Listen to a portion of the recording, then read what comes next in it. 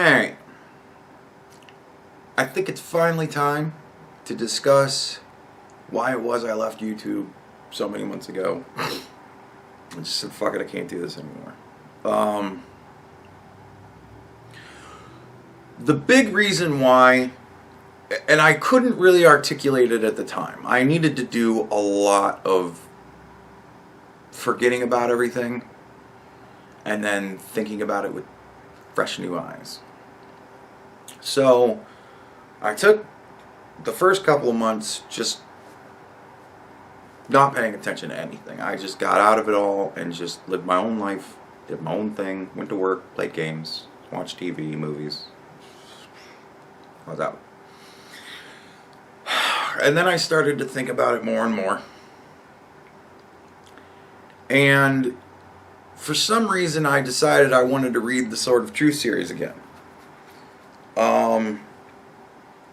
And I found that there was a lot of parallels between myself as far as it related to doing political stuff on YouTube and Richard, the main character of the story, as far as him fighting against the Imperial Order. I kind of saw the Imperial Order and the left as the same as I read the book. If you haven't read the book series, it's a great book series. And it's not necessary for me to explain the whole fucking book series. It's 12 books. Each book is like 1,000 pages. I'm not going to take the time. Richard's the main character of the story. I felt very close to him because he was essentially fighting the same fight I thought I was. Hold on one second. I have gum in my mouth. And then afterwards, I'm like, well, I hope that video was fucking listenable because I had gum in my mouth. Alright. No gum. So, the Imperial Order is a lot like the left. They're trying to conquer the world so that they can run it the way that they want to, which they believe is beautiful and wonderful. They do nothing but pay attention to the past, right? Past infractions kind of mold their view of recent and future events, right? And they're very unhappy people because they believe that man's lot in life is just simply to be miserable and worthless. Alright, this sounded familiar? So, they just see the evil in people, that's it. And that is what they're fighting against. People. The evil that is in all people. Right? This sounds very familiar, yes? When you boil it down to the root, that's what the left is doing. They're fighting against the evil that is in all people. They want to extinguish the evil in all people. That's why they're on these giant purity campaigns all the time. Why, whenever one of the people on their side fucks up, they can't have that shit. They have to explain it away. It has to be alright when they do it. Because they're good people. They're fighting the good fight. They're the pure ones, right? Pure ones can't do anything bad. Right? So, I'm reading this book series and I'm like, oh my god, this is it. And it got to a point where Richard decides to leave the whole thing.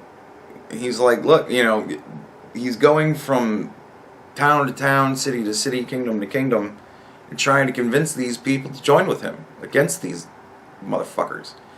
And these other people are going into the same towns and cities and trying to convince them against Richard. And they're using lies and manipulating people into believing awful, terrible things about Richard. And Richard finds this out and he's like, no, it doesn't matter. Whatever they say about me, whatever untruths they tell, it doesn't matter. The truth will win out. I'm telling the truth. And these people will be smart enough to see it. And they weren't. And they actually did a vote in one kingdom, and everybody voted against Richard. There are some places that voted for him, but most places, enough places voted against him. And after that, he was kind of like, fuck it. Let them suffer their fate. Of course, the Imperial Order, you know, moves in and kills everybody and just takes everything. And exactly what Richard warned them against, but people are stupid. Wizard's rule number 1. So he says fuck it and he leaves. And they're like, you have to, you're destined to lead us. The prophecy says you're going to lead us. You're our leader. Obviously, this is where the separation comes in. But he's under a lot of pressure to join, to get back into the whole thing. And finally, he's like, look, he's like, I thought for the longest time I needed to prove myself to the people. But now I realize that the people need to prove themselves to me. And that's kind of where I got to in a weird roundabout way. Back then when I quit, I had my panic attack and I was kidnapped. And then when I was released, I told the story of what all happened, and I was like, I just can't do this. And for the first couple of days, I really thought about it, and it was some realizations that I just kind of was like, well, whatever. And as time went on and I started to see more and more what was going on and think about it more and more, I realized that it's over. Like, those of you out there who are fighting this like this is some battle that can still be won, it's over. We've lost. We lost 30 years ago, or 20 years ago, when they started teaching our children. That was the end. From that point, they've been using the system the way it's set up against everybody. It's a war of attrition, right? They can continue to pump out idiot teachers that are going to teach bullshit. That they can do ad nauseum. And those teachers are going to go out into the world and they're going to teach bullshit. Because it's what they believe is right. Also, don't think of the people that you're fighting against as villains. They're not. They're heroes. In their own mind, they're all heroes. I mean, think about it. What are people in the right fighting against? They're fighting against tyranny, oppression. So that we can all have freedom, the freedom to live our lives the way we see fit. That is what the people on the right say they're fighting for. Right? You ask anybody who's on the right, you ask any MAGA hat out there, what are you fighting for? And they will tell you, they're fighting against tyranny, fighting for freedom. Right? And then you talk to the left. What are they fighting for? Well, they've been fighting against oppression and tyranny their whole lives, as far as they're concerned. Right? So they've been fighting for freedom for forever. Right? They've been fighting against slavery and white oppression and all this, that, and the other thing, and everything that they make up in their minds is white privilege and sexism and racism and homophobia. Not to say that these things don't exist, but they don't exist on the fucking macro scale that not everybody in the world is full of this hatred for each other. They're projecting. They see their own hatred that they have for everybody else in everybody else. They're not well people. So they're fighting already. Their whole lives they've been fighting against oppression. Bitch, you just gotten into this since we started to take over. We've been fighting against you for forever. You might not have realized you were oppressing me all this time, but you were. And everybody now is like, what? But not only that, there's a greater villain that they're fighting. The very earth itself. Right? They're fighting against climate change. The ultimate destruction of all mankind. Because the earth is going to heat up. And we're all going to drown. Lightning fast. It's all, the water's just going to rise up. And tomorrow, you're going to wake up and be like, where did all this water come from? I don't know. People in Iowa, it's crazy, right? Yeah. So they're fighting against the ultimate destruction of all mankind on top of the freedom that they're fighting for against the oppression they've faced forever. Now you listen to either side. Both sides are fighting for freedom. But one side's fighting for so much more. They're not only fighting to live themselves and the people that they love and care about, but all you evil fucks that they're fighting against. They want you all to survive too. This impending apocalypse of the climate. They're fighting for you. How could these not be better people? Right? Because people on the right, you're fighting it, you're trying to destroy the earth through the climate. With your gas guzzlers and your private jets. Your billionaire lifestyles. And they have a lot of odd ideas about things. Nobody can become rich without taking that money from somebody else.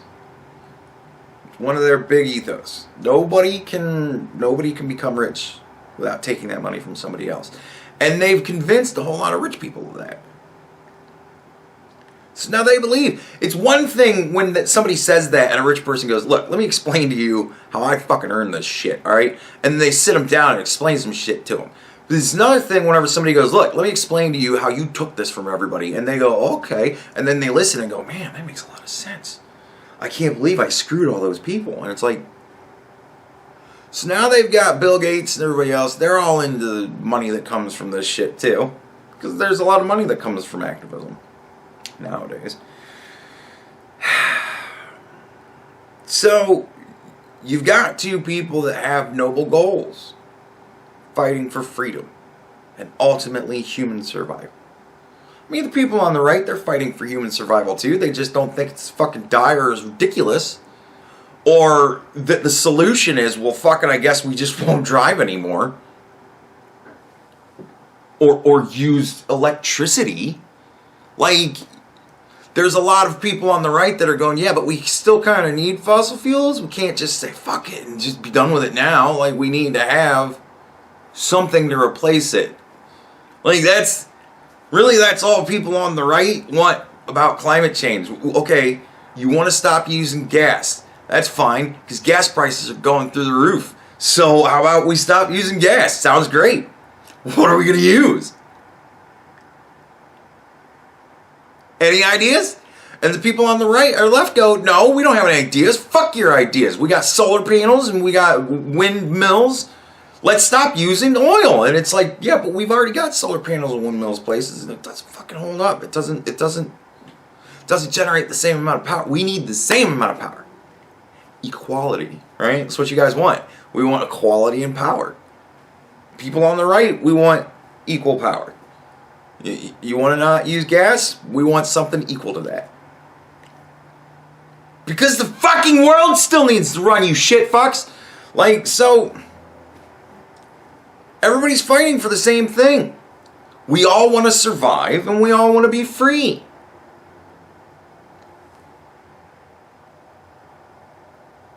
But who's to say what anybody's suffering is actual tyranny and oppression?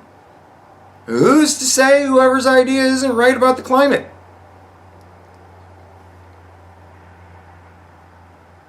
That's why we vote for politicians. And here we come to the crux of the whole thing. I mean, we've defined both sides and how both sides are both fighting heroic goals. You're never going to convince somebody, especially now, you're never going to convince somebody on the left that yes, you're fighting for freedom and survival. So am I. We just have different ways of thinking about it. And you're never ever going to convince them that your way is right. Because at the end of the day, they've got it cemented in their mind that this climate change thing, we're going to die. Shit, Alexandria Ocasio-Cortez said we had 12 years, like 2 years ago. We're down to a decade, motherfuckers! We got 10 more years. By the time I'm 52, I'm going to be drowned. By the time I'm 53, I'm going to be fish ate bones. That's what we're all looking for. Right? So we get these politicians and we elect them into office. And we expect that they will work in good faith. That they will behave in good faith. They will act in good faith. That they will do collectively what they decide is right for all of us. That they won't just say it's my way or the highway. That they will compromise and come to a solution that can satisfy all.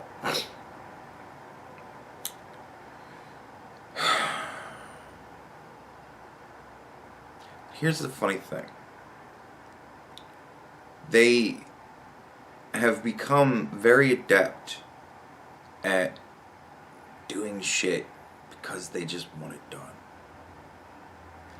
And the funny thing about that is once you do something, it's done. Obama said, you know, I don't think I can do Obamacare. Like legally, I don't think I can just sign that shit into law. I don't think I can actually just do that. But I'm gonna. Because once he knew, once it was done, that was it. It's done. There's fucking, once it's done, it's done. It's never gonna get undone. Donald Trump tried for 4 years every way he possibly could to get it undone. Couldn't get it undone. The only thing he could do was not make there be a fine. That was it. That was the only change he could make. We're not going to fine you anymore for not having health insurance. That's it. That's all he could do. That's all he could accomplish. He couldn't get it undone.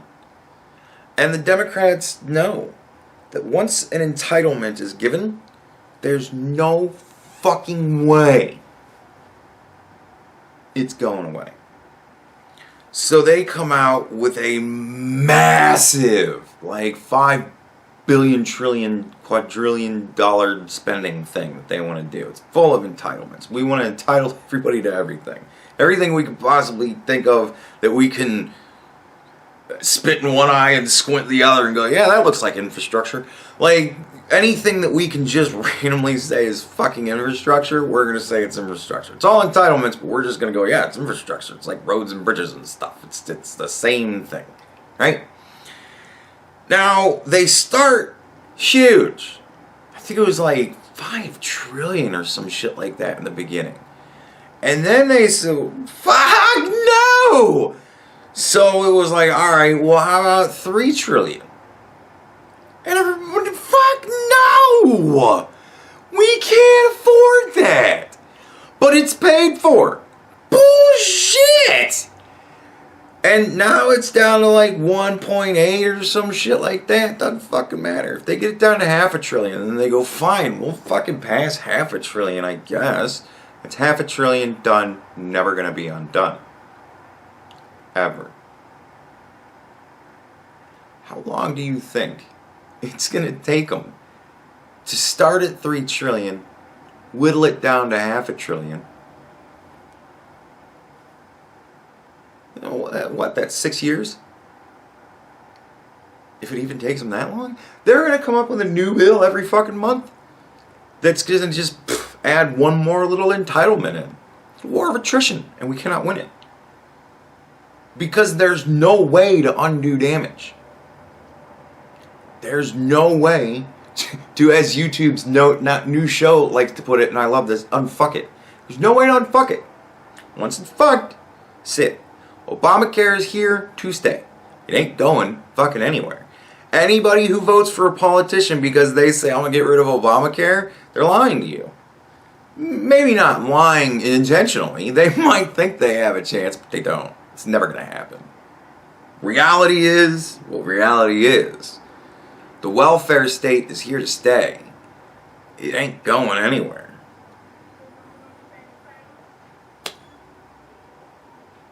So it's a war of attrition. Every time one new little entitlement gets voted in, it stays. You keep stacking on top of each other. And sooner or later, all those straws will break that camel's back. It's a war of attrition. We've already lost. The fact that the right is still acting in good faith, the fact that the right, the politicians, the Republican politicians, they're still acting like Richard. No, it doesn't matter that they're saying fucked up shit about me. The truth will win out. People are smart enough to know. 45% of the population isn't smart enough to know. It shows. It shows blindingly at this point. They are still working under the good guy rules. And I don't know how you don't work under the good guy rules. Like, how do you become the bad guy and stop the bad guys from slowly breaking us. The path to hell is paved with good intentions. And the left is now paving the way through their good intentions. The more they want to give, the closer we come to the end. And the more they want to give, the more they're going to get to give. It's a war of attrition. It either all stops or it just slowly eats away at us. With Obama, it was Obamacare. Trump tried to fix stuff. No. Now we've got Biden. And he's only, what, a year in? Not even 2 years in?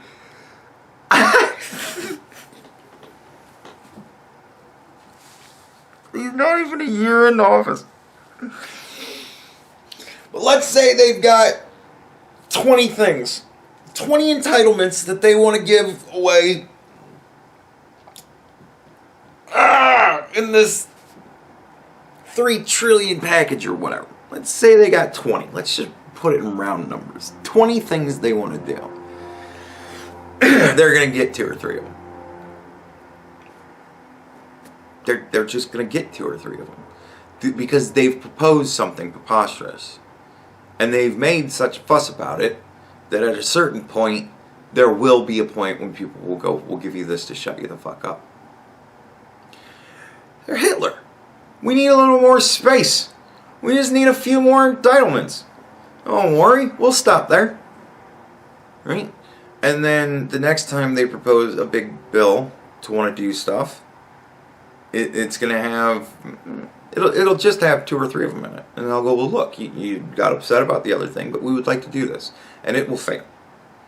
And then they'll come up with a massive fucking spending thing they want to do again, because some sort of something will happen. They'll make it a code thing. It's infrastructure right now because infrastructure is the thing. We need an infrastructure bill, but it was fucking infrastructure. They have tried to do this shit all throughout COVID. They will continue to use COVID if they need to. That's why they keep COVID on the fucking slow simmer. So that when the 3 trillion spending package thing for infrastructure fails, and they only get $500 billion worth of shit, then they can come up with a 2.5 trillion thing for COVID. At which point they'll get $500 billion worth of shit. Right? So they've picked up another 5. So now they're up to 7 of the 20 things that they wanted done. You understand how this works? And that shit is never going away. Those 7 things that have now been voted into law, those entitlements, never going away. It's never going away. And they use guilt and shame as a weapon. It's how you can always tell you're a good person and you're fighting the good fight, when you use somebody else's guilt and shame as a weapon, especially when you have to make it up in their minds for them.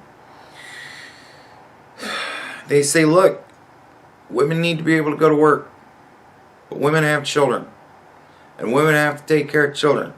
Women have to work and take care of children, which means if we want women to work, we have to take care of their children.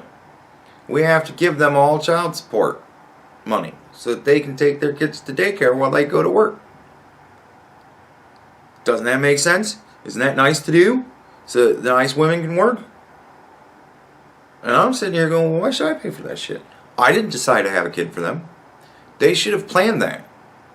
Like when those 2 people that were very much in love and married said, we want to have a kid, they should have sat down and had a discussion. Well, how are we going to take care of the kid? Well, put him in daycare. Well, how much does daycare cost? Well, let's call around and find out. Holy shit! Daycare costs like $1,000 a month! That's fucking insane! What are we going to do? And then they have to figure it out from there. Because it's their fucking choice to have a kid. If I got my way, y'all motherfuckers would be sterilized. Like all of us would be sterilized. Right? I wish there was some sort of sterilized people until you want to reverse it and you apply to have children and you get reviewed. Are you married? No? What the? No! Then no, you don't get to have a kid. Go get married first. Okay, now you're married. You both have jobs. You both have jobs? Do you both need to have jobs? Because a child needs to have being watched. So who's going to watch the kid? The wife can quit her job? Okay. Are you still going to be able? No, you don't have a good... Get a better job. Right? Like, we need to have that kind of shit. Because people are too fucking stupid, apparently. And they just fuck like rabbits. And then have abortion after abortion after abortion, which I believe slowly kills the soul of us all. And not only that, but we got kids that are just being raised unloved and unfucking cared about. And then you got kids that are just being ignored. I watched a video about, I watched a lot of YouTube when I was off too. Like goofy videos, weird stuff.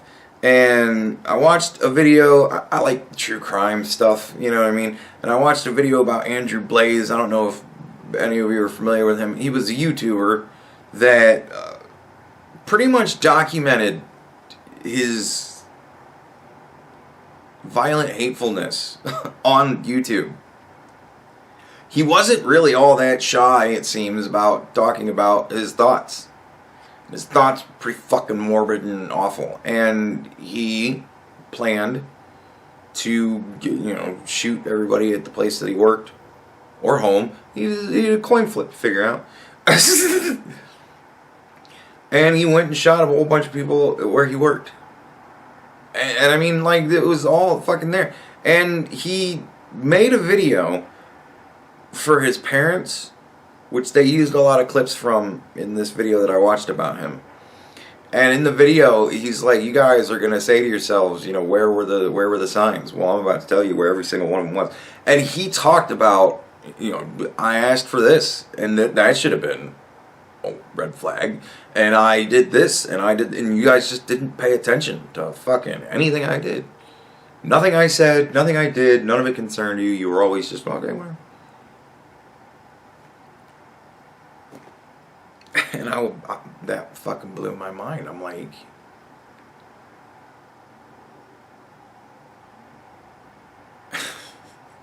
how does that happen?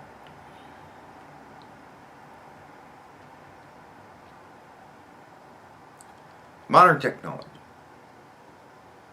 The further we advance into a civilized society, the less civilized we become.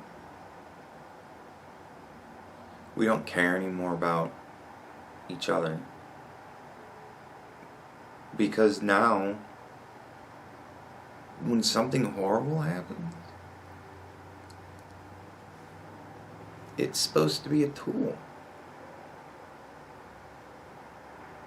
A kid, a child, was it 18, 17 at the time or something like that? Shot 3 people, killed 2 of them. He did it in self-defense. It was obvious from the beginning. But think about that statement. An 18-year-old child killed 2 people. Took 2 lives. And because of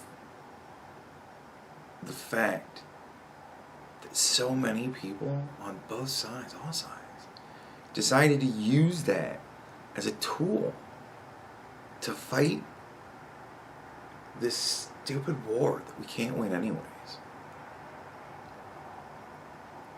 It's hardened him to the point where now I don't even know how much he'd really care.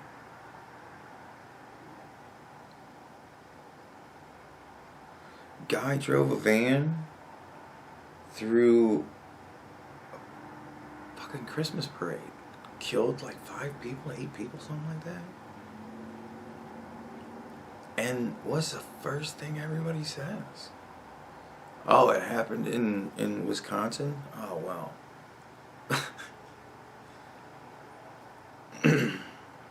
And they immediately launched into their political shit.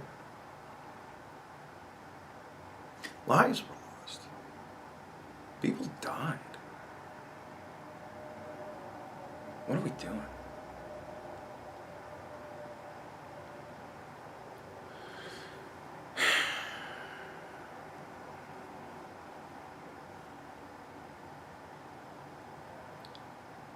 Nothing's disgusting when you're winning.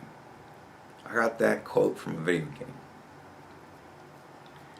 You, Outriders, play as this person on this planet, and you get through, and you run into a guy who'd gotten here to this planet before you, and they had done awful, terrible things.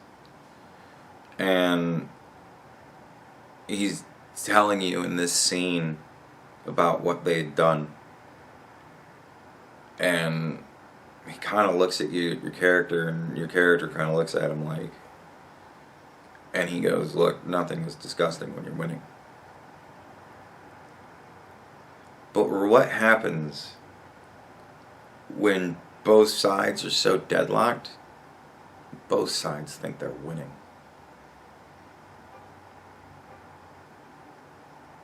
Nothing's disgusting. Nothing is.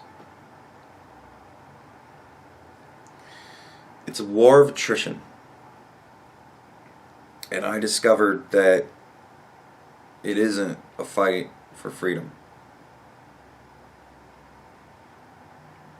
It isn't a fight for survival because of climate. It is quite literally a fight between good and evil for the souls of us all. I realize that anybody who's involved in this politicking, anybody who's involved in it really at all, you begin to sacrifice parts of yourself because what you're fighting for is more important. And think about that. We're fighting for freedom and survival. Right? Surviving's no good without freedom, and freedom's no good without life. So, like, what? We're fighting over the two most important things in existence, and we've reached a point where nothing is disgusting.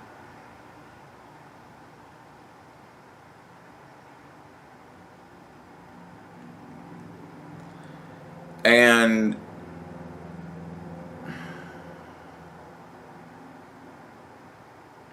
I just couldn't do it anymore. I saw the futility. I realized that I was giving up pieces of myself. I think that the panic attack, which I haven't had another one since, I think that the panic attack was a warning sign. You're getting in deep, son. You're giving up too much of yourself. Trying to do too much. Trying to pull in too many directions.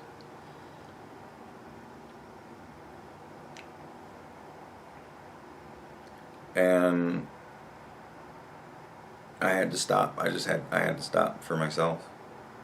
Because I wasn't really doing any good. And nothing was getting any better. Everything was just getting worse. I realized that it was pointless. It was just utterly pointless. We're fighting a war of attrition we cannot win. Because every time they pass a new entitlement, it stays. There's no way to undo it. So it's just the slow death by 1,000 cuts. And it's almost like, all right, well, next generation will breed more people that believe the way that we do. And the next generation, they just do. It's up to 50-50 now. You know that, right? We're up to 50-50 now. Past a little bit. So, what do you think the next generation is going to come out like? You honestly think they're going to come out, like those people out there that think, oh, the pendulum is going to swing the other way real hard. Bitch, the pendulum has yet to stop swinging. The next generation is going to come out fucked up too. They're going to have a lot more radicals on the left, a lot more radicals on the right. A lot more radicals all around, which is not going to help anything. And they'll use them the same way that they used this generation's children and the generation before that. And they tried to use the generation before that, my generation.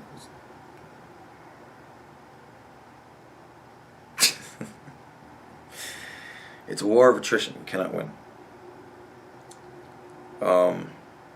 The only good thing, the only true silver lining in all of it is that evil is self-destructive. And to oppress a free people is difficult. We will remember what it was like to be free. And ultimately, at the end of the day, when people begin to get exactly what it is they think they want, they will begin to realize what it is they now have. And they will realize that it is not what they wanted. Much like the women's soccer team. They'll get equality and find out it is not as fair as they had hoped. And it will be the long, hard, slow struggle to undo what has been done. And it will take a total collapse with a rebuilding phase.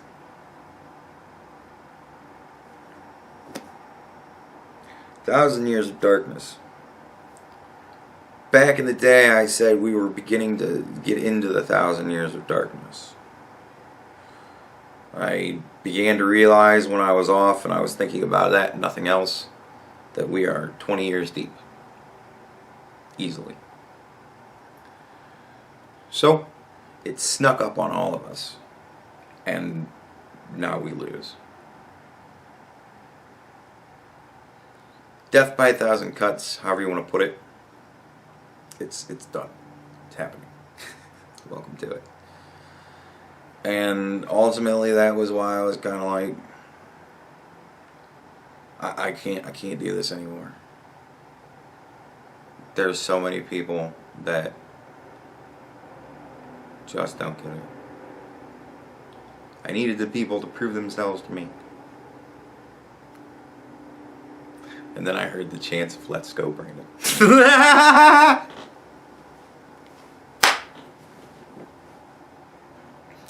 And much like when Victor said on the steps of Freedom Plaza, "No, I am a free man." And then he started to bludgeon people with pieces of fucking statue. I heard the same thing. Now I'm back. Things have to be different. I can't spread myself so thin.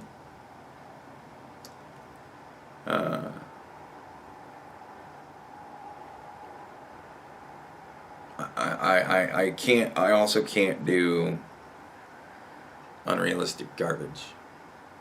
Like I've had enough realizations to see where we're going and to see what's happening.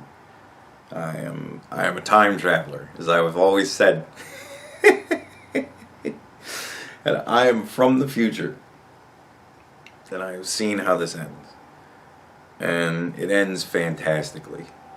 But it's going to take generations to get there.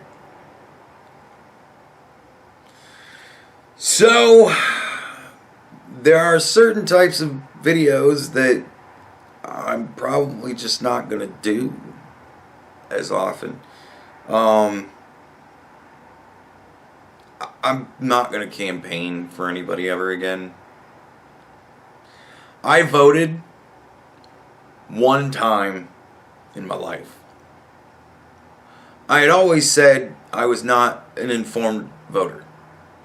I felt irresponsible voting because I didn't give a fuck about politics. I didn't give a fuck about politicians. I didn't give a fuck about how shit was run. I didn't care to find out how the sausage was made. Right? I just didn't want to know. And I figured since I didn't care, I really didn't have a right to have a voice. So I never voted. And I never cared to vote. And then it became like a contrarian thing. I just didn't want to because everybody else wanted me to. I was like, fuck you. And then in the last election, I said, vote. We're going to vote. And I voted for the first time in my life. And I was proud to do it. I thought it was awesome. It was a great experience. I had great people there with me. You know what I mean? I even got to see some shenanigans. Right? There was this couple sitting out in the parking, like standing out in the parking, just wandering around the parking lot. Because like there was a demarcation line. It was the drive, right? There was the drive that went in front of the building, and it separated the parking lot from the building. And it was like anything in the parking lot, that shit is fair game. Anything up towards the building, fucking you can't be here. So there's this family that was walking around handing out flyers that had all of the Democrat people listed on it, and it was like, vote for all these people.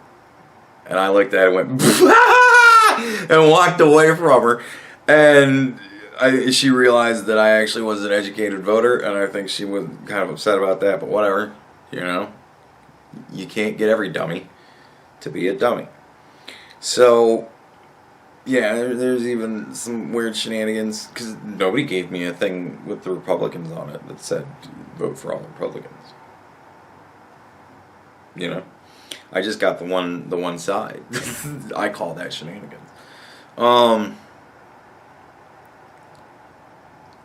Whatever, man. Like after that, after the election and everything, to see Donald Trump win by more votes than any president ever has gotten, except Joe Biden, who won by billions more, like 5 or 6, 9 billion more, or whatever it was. Like, that was enough. That was enough for me to be like, nah. Nope. I'm not gonna waste my time again. Why would I bother? So yeah, I mean, like all that kind of, I don't care anymore. I see the futility in it all. Because again, it doesn't matter. People in cities breed like fucking rats. And like rats, they just chew on shit until it's destroyed. It's their war to fight. It's their war to lose.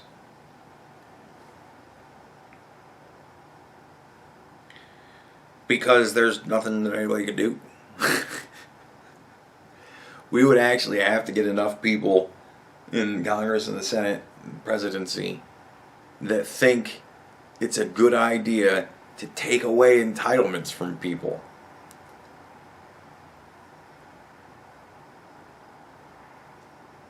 Who's going to run on that? I'm going to take away money from you. Nobody. When you got to be the nice guy, when you got to be the good guy, when you've got to look like you're the hero in order to win, not actually be the hero, not actually be the good guy. You just have to portray that as much as you possibly can. And even when it slips, we'll say he's passionate. Oh, what is him yelling and cussing at a constituent? Oh, he's just passionate. It's not an atrocious, ridiculous fucking thing. He's just passionate.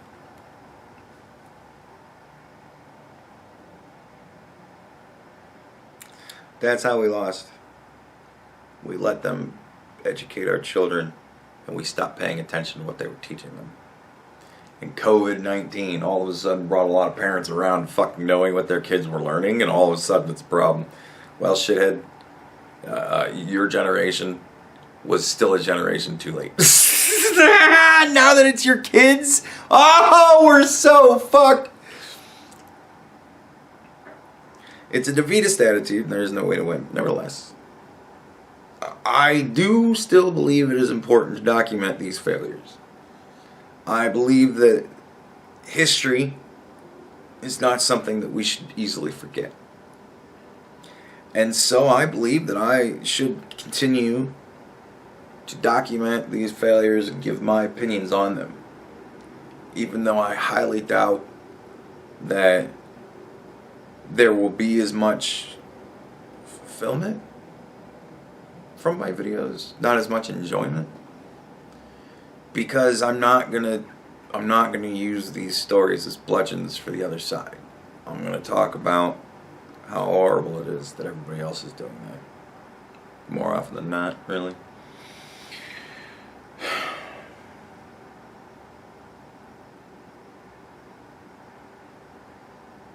I'm a time traveler. I'm a person from the past making videos of the future for the future. Because right now, nobody cares about what's really important. What's really important is human life. And us loving and being with each other in a way that we can be productive together. As opposed to deciding that one person is better than another because of whatever. The only way we fix it is for people like Tariq Nasheed to stop being what they're being now.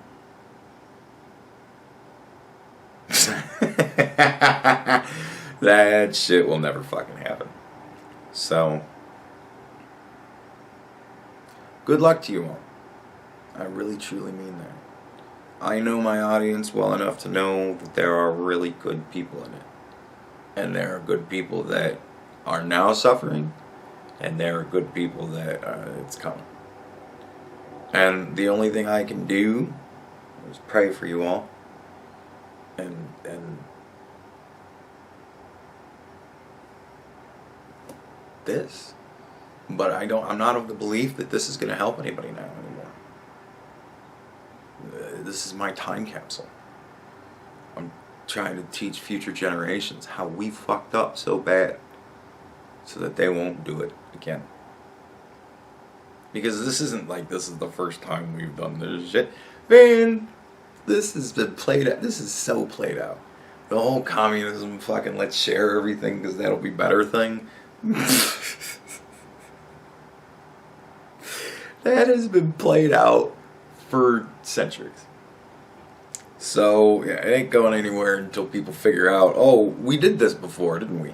It's the only way. So I'm making my videos not for you guys now, but for those in the future. Hi.